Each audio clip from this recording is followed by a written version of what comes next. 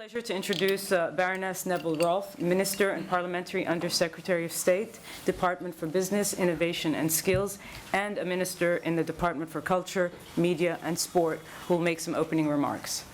Baroness. Thank you so much. And welcome to London, and welcome actually to some of you in the audience, I think. You come from around the world, to this great launch of the 215 Global Index launch here in London for the first time. This is an innovative country. I always think the country of Sir Isaac Newton, you learn about it at school, of Crick, of DNA fame, and of Tim Berners-Lee, of course, to name but a few. Less famous in this respect is one of my heroes, Margaret Thatcher. But in her chemical days, she invented what we now know as Mr. Whippy ice cream. We're delighted to host this event and to welcome the World Intellectual Property Organization and INSEAD, fabulous business school, and Cornell University, who are jointly publishing this report today. Fittingly, we're gathered in the same building that hosted the very first meetings of the 51 original nations of the UN General Assembly and Security Council at the beginning of 1946. How far the UN has come in the intervening 70 years. Francis Gurry now presides over its specialised IP agency, which of course boasts 188 member states. We're also pleased, but warily and certainly not complacently, to be ranked in second place for the second year in a row. The Global Innovation Index is only in its 8th year, but it's quickly established itself as an important tool for those seeking insight into the state of innovation around the world. Innovation is a vital driver of global growth and economic prosperity, helping us to address key challenges facing societies around the globe. And using knowledge effectively enhances productivity and creates new global market opportunities. As Minister for Intellectual Property, it would be remiss of me not to point out the important role IP plays in creating the right conditions for that increasing prosperity. The UK, I'm glad to say, has a well-regarded IP regime, and a large part of the success is due to the work of the Intellectual Property Office. Today, they are publishing, in parallel, our annual Innovation and Growth Report, which details their contribution to developing and maintaining IP here, and which is tabled in Parliament this morning. The report demonstrates that many emerging economies are growing their innovation skills. And in the UK, one of our key structures to support domestic and international collaboration, which I think people will be interested in, is the network of elite catapult centres, which the government has established through our Innovate UK. And their focus is on supporting the commercialisation of new technologies, which of course is vital to the Innovation Index. The first 7 catapults are open for business, with total public and private investment coming together, 104 billion over their first 5 years of operation. And they cover high-value manufacturing, cell therapy, offshore renewable energy, satellite applications, digital, future cities, and transport systems. And we just established 2 brand new ones, energy systems and precision medicine. Precision medicine, a very important growth area. They've started to operate, and the Chancellor of the Exchequer announced as part of our productivity plan that we tabled in July, which brings together all the different aspects feeding into productivity, a new medicines technology catapult as well. We take comfort from our relatively good performance in the rankings. This year, the UK came second when measuring the quality of innovation globally. And we like to think that the UK's progress over the last 5 years reflects the increasing strength of our economy and also the link with an efficient innovation infrastructure and, of course, the universities. We'd like to point out that growth in the UK currently shows the strongest improvement of all the G7. The point today, I suppose, is that innovation has been core to this recovery, It underpins our competitiveness and helps capture the new customers and the new markets that we all need for the longer term. I should stress finally that the government is committed through our party manifesto and now as part of government policy to make Britain the best place in Europe to innovate, to patent new ideas and to start and to grow a business. So many thanks for your interest and for coming to this important event. It's great to see the room packed out. And we look forward to taking some questions after the report presentation. But I'd like to hand over to the Director General of the World Intellectual Property Organization, Mr. Francis Gurry. Thank you very much, Minister, Baroness Neville-Rolfe, Bruno. Ladies and gentlemen, a very warm welcome to you all here this morning. We are absolutely delighted to be launching the 8th edition, as the Minister has said, 2015 edition of the Global Innovation Index here in London.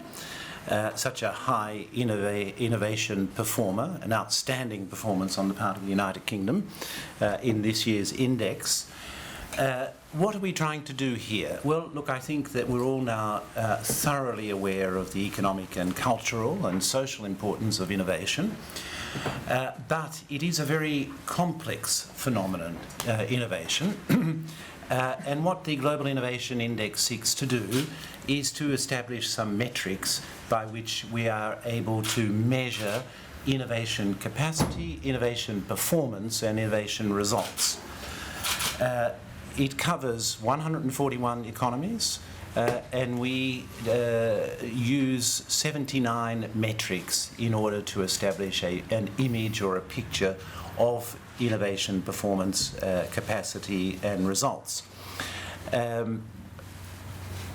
This year's theme is devoted in particular to development and the role of innovation in development. This is often an area which we perhaps don't pay sufficient attention to. I think the premier lesson that we get from looking at the role of innovation in developing economies is that innovation really is a long-term game. It requires perseverance. When you think of someone having an idea and then you think of that perilous journey of that idea right through to a successful commercial product, service or process, then we see just the degree of complexity that is involved in having a performing innovation system. And for many developing economies, this is of course a major challenge. And when we look in particular at the developing economies, I think we see that the areas in which performance could be improved in particular are first of all business sophistication. All of the intermediaries, all of the institutions involved in that perilous journey from idea to successful marketed product. That is one area where improvement would result in greater use of innovation in developing and emerging economies. I think secondly we see that the spillover effect of particular investments is perhaps not captured sufficiently in many emerging and developing economies. And then thirdly, we believe that an orientation in some of the emerging and developing economies specifically towards their particular context would help to improve innovation performance, and to some extent we see that with user-driven innovation being a phenomenon in particular in many of the developing and emerging economies as opposed to producer-driven innovation. So we're delighted to be here and to have the opportunity to discuss with you some of the complexity of these metrics and these measurements of innovation capacity. And I thank the Baroness, and I thank the UK Government, and I thank the UK IP Office in particular once again for hosting this event this morning. Thank you, Director General. It's my pleasure to introduce Bruno Lanvin, who is the Executive Director of Global Indices Projects at INSEAD University. Thank you very much. Thank you, Madam Minister and Mr. Director General, ladies and gentlemen. So just a few words to introduce what's inside this quite bulky report. And after listening to two people with wonderful Commonwealth accents, let me inflict on you a little bit of French accent. The report this year is co-published by WIPO, by Cornell University, and by INSEAD.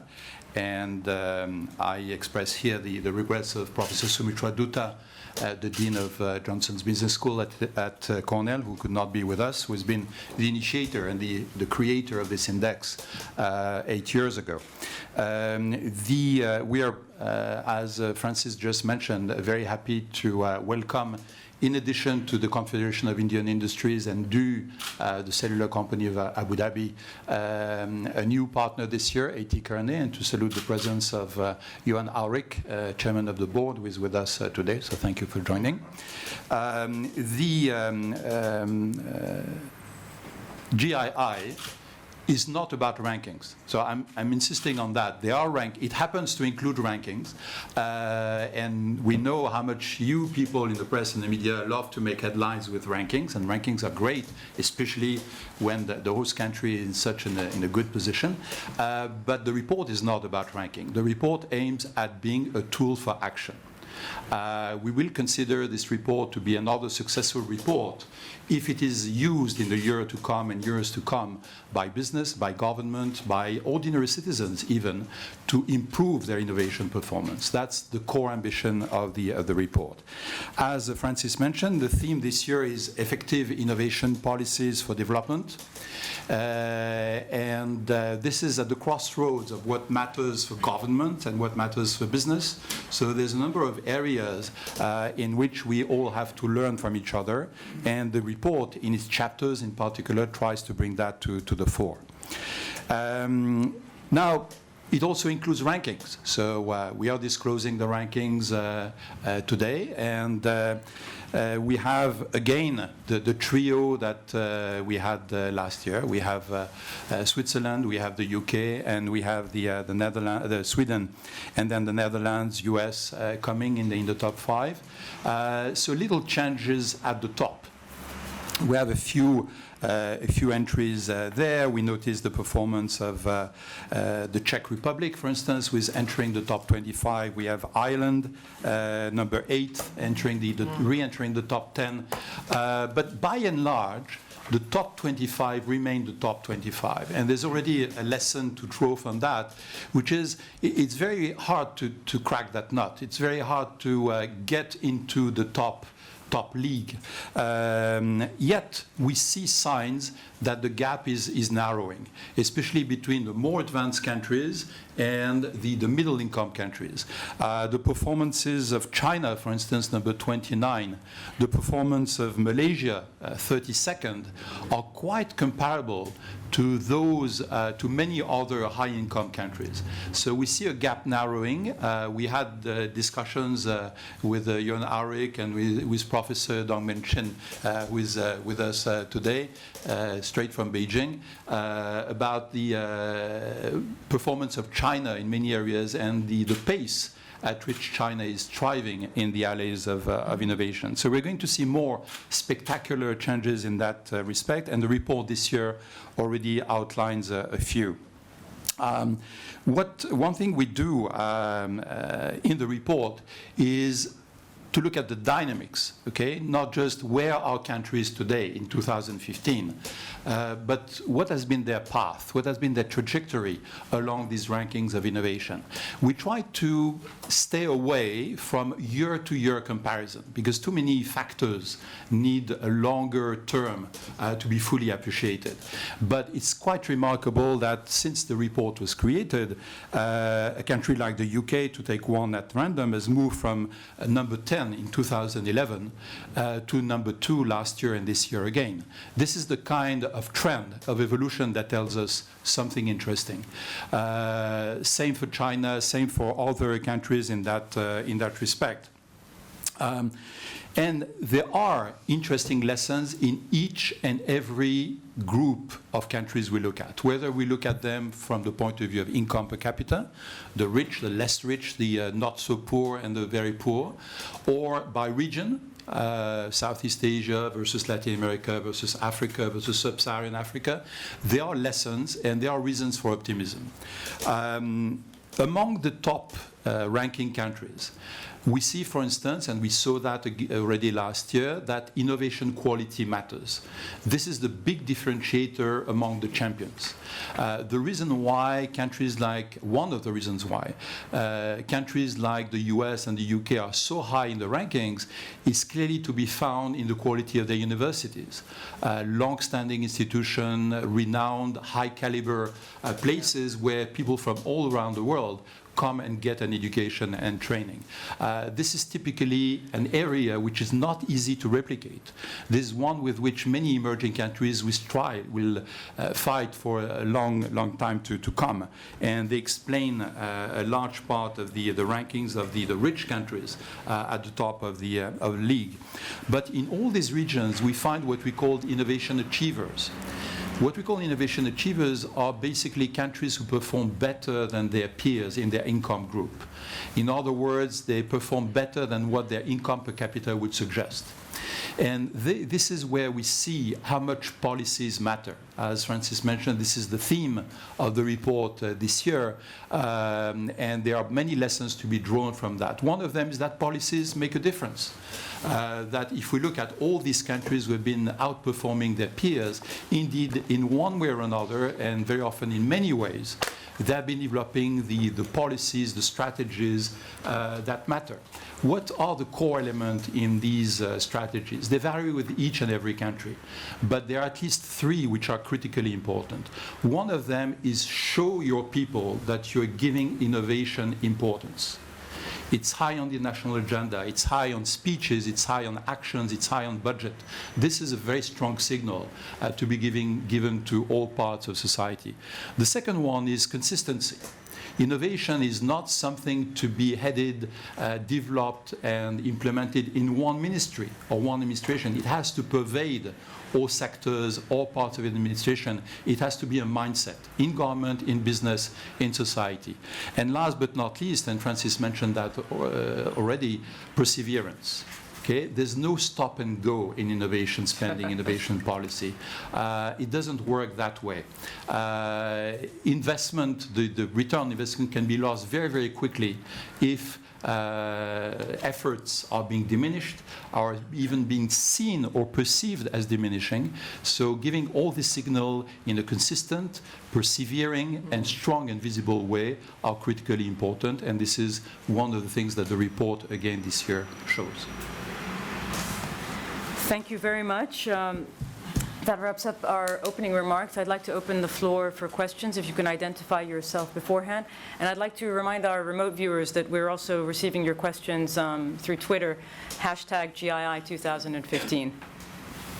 Please, lady in the back. Thank you. Hi, it's Vidya Ram from Business Night. It's an Indian financial daily. I have two questions. First, you mentioned policy, and I wondered whether you looked at the role that, for example, immigration policies and sort of restrictions on these. I mean, you mentioned the importance of universities, for example, so whether countries' immigration policies had an impact on their ability to innovate.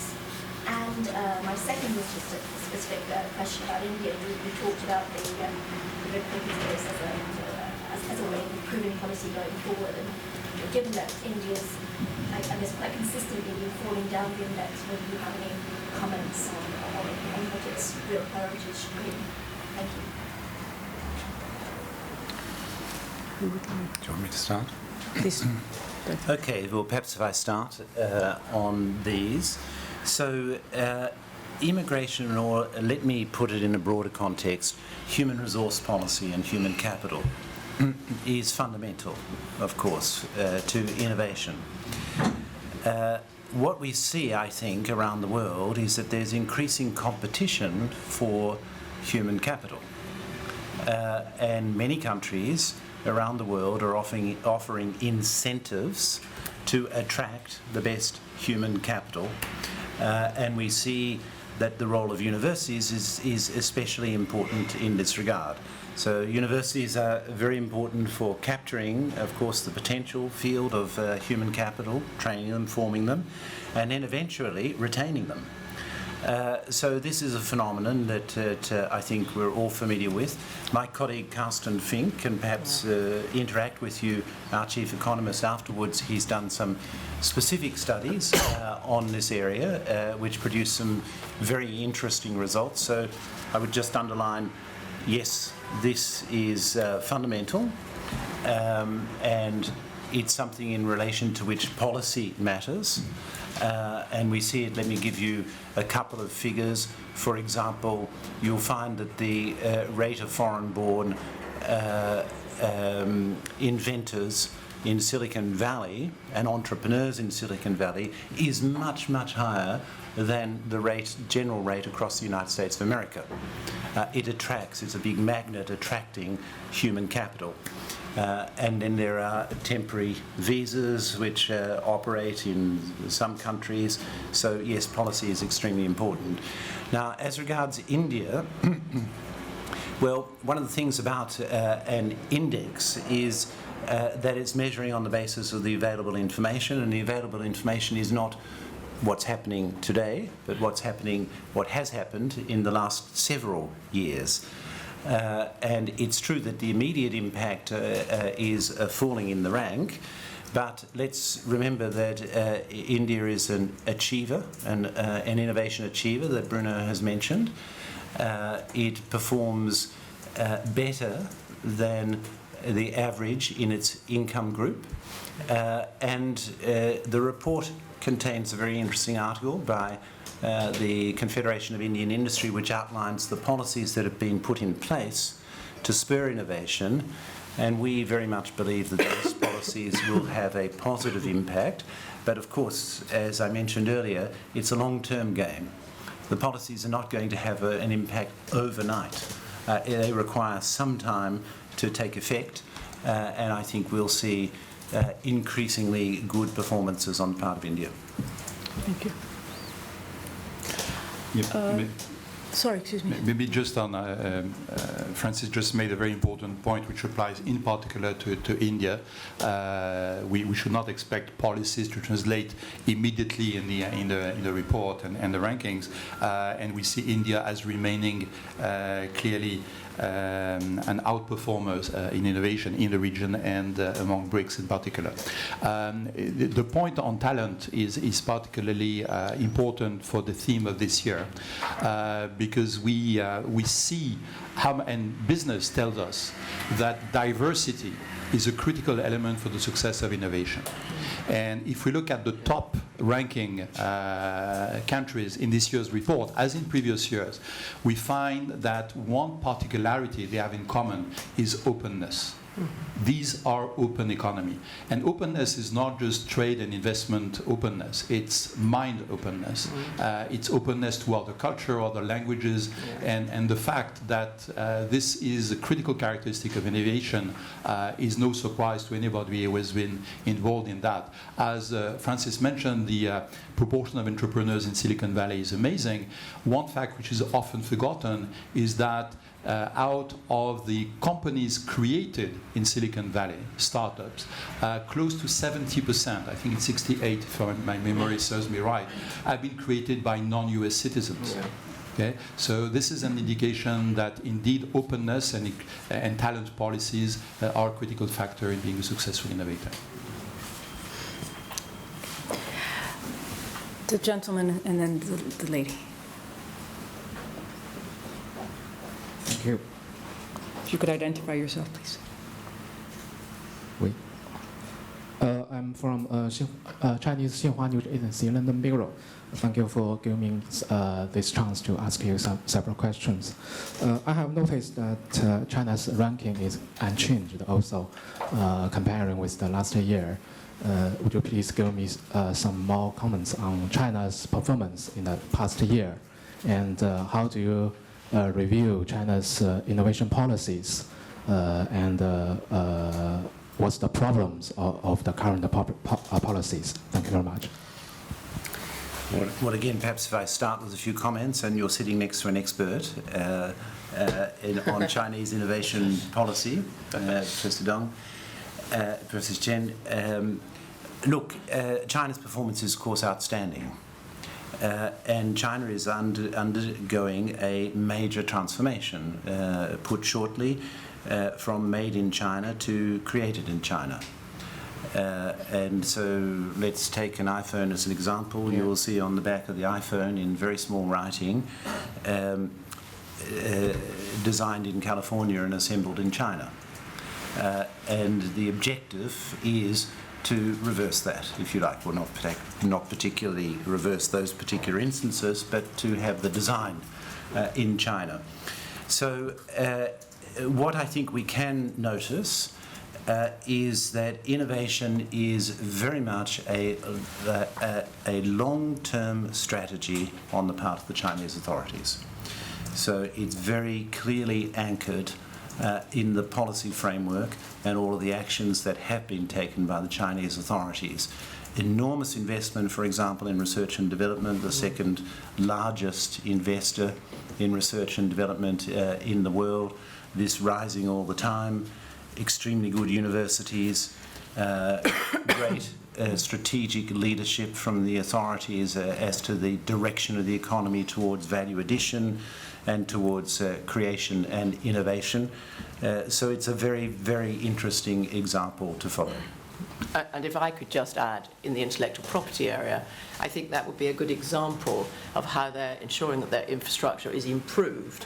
So I was there last year with a mission of sort of 100 business people, and I saw 8 top ministers, because they've got this point that you were making about having innovation as an important thing that they talk about and promote.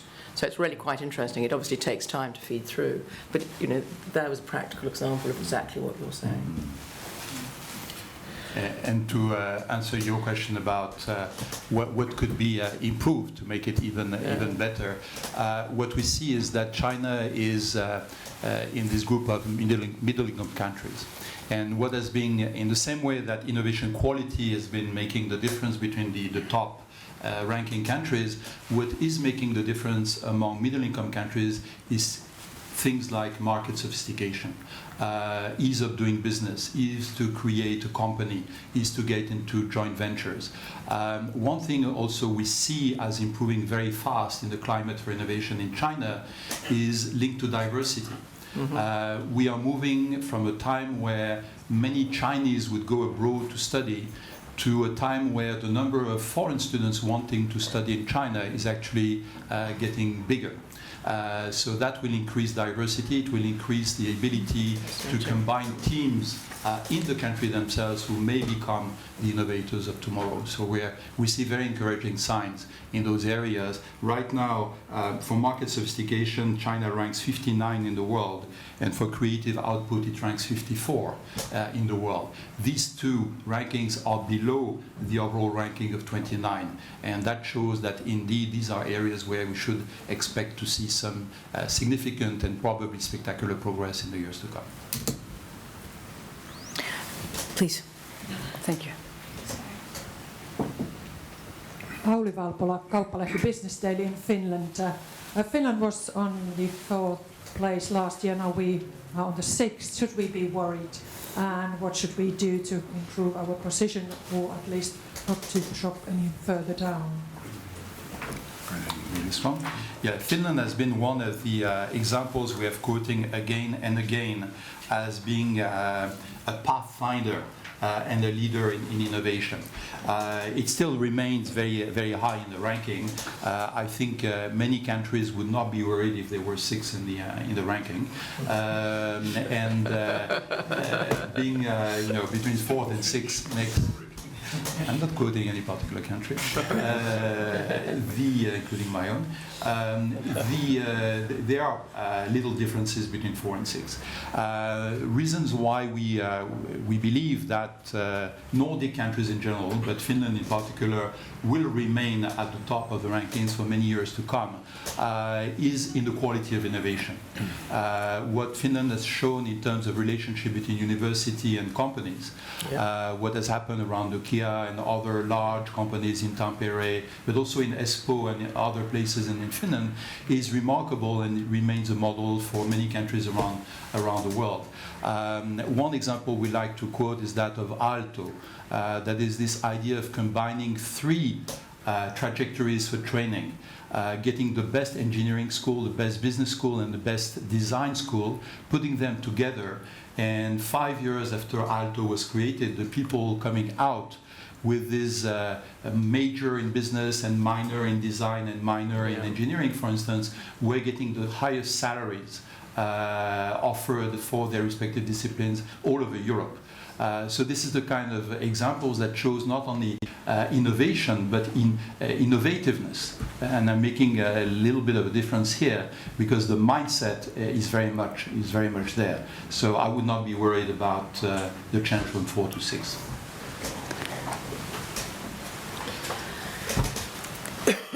Hi, Pippa Morgan from the CBI. Firstly, just congratulations, because this is fantastic and an incredibly authoritative document. I wanted to ask about the UK rankings, and particularly you've highlighted as a weakness graduates in science and engineering, and that would be certainly something that I think our business members recognise. And I'd just be interested in the panel's views on countries where this is a strength and what we could learn from them. I think the question is about other countries and the data. I mean, I would agree that this is an incredibly important area, an important area of public policy, as the CBI knows, and we've been working with them very much to improve STEM education and have made some progress in recent years, which probably comes through in the rankings. But I think over to the masters. The situation of the UK is not unique. That is, it is that of an innovative country, high in the rankings, high on human capital, and still with this weakness on the engineering side. If I take, for instance, I'm just looking at data for Germany. We could look at Japan, for instance. These are countries where people are very surprised when we say there's a talent gap in engineering in Germany and in Japan. Okay? This is what this kind of indicator shows. It doesn't show weakness in the way these people are being trained. It shows high demand on the market. Of course, both go hand in hand. We have sometimes other more complex phenomena. That is, for instance, we've seen in the US a number of brilliant students being more attracted to legal studies. Everybody wanted to be in law, one way or another, much less in engineering. We've seen another phenomenon in countries like France, where people were getting an engineering degree but moving to finance, to other positions, and not actually being employed as engineers, so the gap remained. This is a phenomenon which we see across many OECD countries. We would interpret it more as high demand than low supply, but the fact is that the gap remains. And many engineers, especially in the IT field, have been attracted from countries like India to work in US and Europe companies among the years. When the economy flourishes, and we've seen that in India, for instance, these people tend to go back. They tend to develop their own business in their home country. So the gap increases. It's one of the challenges that the EU is facing currently. So it's not proper just to the UK. Thank you. Sir. I'm Alan Dixon from Ideas Matter, and I'd be interested in hearing from the panelists what the connection, you think, how would you summarize the connection between intellectual property and innovation, just generally in the UK and also in developing countries? Yes, why don't you start? Okay, well, I would say in a word that intellectual property is an indispensable but not sufficient condition of a healthy innovation ecosystem. It's indispensable, and we see that attention to intellectual property as a means of capturing the competitive advantage that is conferred by innovation is extremely important. So all of the investment, considerable investment that goes into this complex process of innovation, first of all, you need an incentive to do that, and intellectual property provides that. And secondly, you need to be able to have a virtuous cycle, as it were, whereby you're capturing the competitive advantage, you're able to reinvest in innovation. And when you look at intellectual property, well, it covers a significant part of the results of innovation. Let's say it covers functionality with the patent system, it covers external appearance with designs, it covers brands, image and reputation in the global marketplace with marks. So it's a very important element, I would say. I mean, I very much agree with Francis. Necessary but not sufficient. But I think that a strength of the UK is the rights regime that we have, whether it's in brands, which has helped our brands to go worldwide, whether it's in patents, where you've got engineering and aero engines and all these sort of things. And I'd say in the creative industries, which are probably one of our strongest sectors, where the rights, the copyright rights, the good regimes for young producers of television or writers actually has helped the economy to flourish. But I think if you look at the UK results, what's interesting about them, we were talking about this before, is that they're very even. So we've managed to do reasonably well on pretty well all indicators. And that helps with the innovation performance. So I thought that was an interesting general theme that came out of this study. Please, the gentleman. Thanks. Dominic Dudley, freelance journalist. I'd like to ask about the Middle East region, which doesn't seem to do particularly well in these rankings. Are you surprised by that, and what's holding it back? I mean, the Gulf countries in particular don't suffer from a lack of money, and they've been throwing a lot of money at buying in international universities to set up campuses around the region. So should they be doing better? And just one sort of additional point on that. In the light of lower oil prices, do you worry that the Gulf governments might cut back on spending in the areas which are necessary to boost innovation? Yes, the three things about the Middle East region, and I think your question points in particular at GCC countries, the Gulf Cooperation countries. First, we see overall a significant decrease in their performance and rankings this year. One critical element that has affected the report this year is the change in the IMF calculation of the purchasing power parity component of the index. I don't want to get into technicalities, but every 10 years or so, the International Monetary Fund adjusts the way in which we adjust our indices to the cost of living. And when that happens, the countries with very high income per capita, typically the countries you mentioned, are particularly affected. So there's a strong technical component in what we see in GCC performance this year. We expect it will smooth out in the coming couple of years. Beyond this technicality, the point you make is very valid. Should we consider that decreasing oil prices, for instance, do affect the way in which these countries invest in innovation? The answer is no. These countries have understood, as many others in Europe and elsewhere, that to a large extent, innovation spending, again, is not a stop-and-go affair, and it is something that can help you stabilize your growth path. In other words, it can be very counter-cyclical, and these countries are ready to use it in a counter-cyclical fashion. We see many signs of that. One sign of that we see as INSEAD, because we have developed a campus in Abu Dhabi a number of years ago, is that not only the support has not diminished, the interest has not diminished, but demand has been increasing. That is, the number of students from the region wanting to get a business education is indeed soaring, and we're certainly not alone. Many other major business schools and universities are present. In our case, we are moving from Fontainebleau Singapore edifice to a triangular Fontainebleau Singapore Abu Dhabi. So that's a sign that indeed these things were not, a whimsical way of looking at what would happen. It's a persistent, consistent policy that will be pursued in the GCC countries, and we expect that the champions, basically they remain the United Arab Emirates and Qatar, will be joined by others in the region to show that indeed innovation is not a dream in the desert, but can lead to a number of very practical ways to prepare the post-oil type of growth that these countries want. And let me just add it on a purely anecdotal level. Take the example of Saudi Arabia, with the minister declaring that is their aim to become the leading producer of solar energy by 2040. So that might seem counterintuitive, but of course that is only going to take place through innovation, if it takes place. I think we have time for 1-2 questions. Please, sir. Roger Burt, Chartered Institute of Patent Attorneys. Do your results indicate whether innovative thinking is a skill that can be taught? The results don't go ahead. I wish. As you know, the I in INSEAD, as it is in WIPO, is about innovation.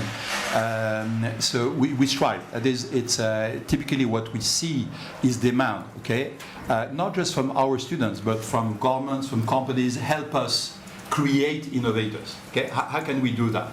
And there's no magic recipe. And I say magic recipe because if it were about chemistry, it would be easy. It's about alchemy.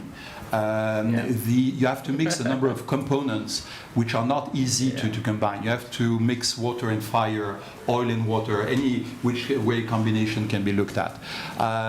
What we see, however, is that innovators tend to thrive in diverse environments. In other words, and this is one of the differences I would tend to see between North American campuses and most European campuses, which I often refer to as the cafeteria syndrome. You're studying in a major Ivy League university in the US. Let's say you're studying civil engineering. And at the cafeteria, you put your tray on the table, and somebody on your right will be studying Oriental languages, and somebody else will be studying the future of cooking. And their innovation starts. So there's no recipe, but there is what can be described as engineered serendipity. You can create the opportunities, and this is where all these champions we see at the top of the ranking have been very good at. And perhaps just to add to diversity, as Bruno has implied and said really, clustering is very important. So having all of these talents in the same place.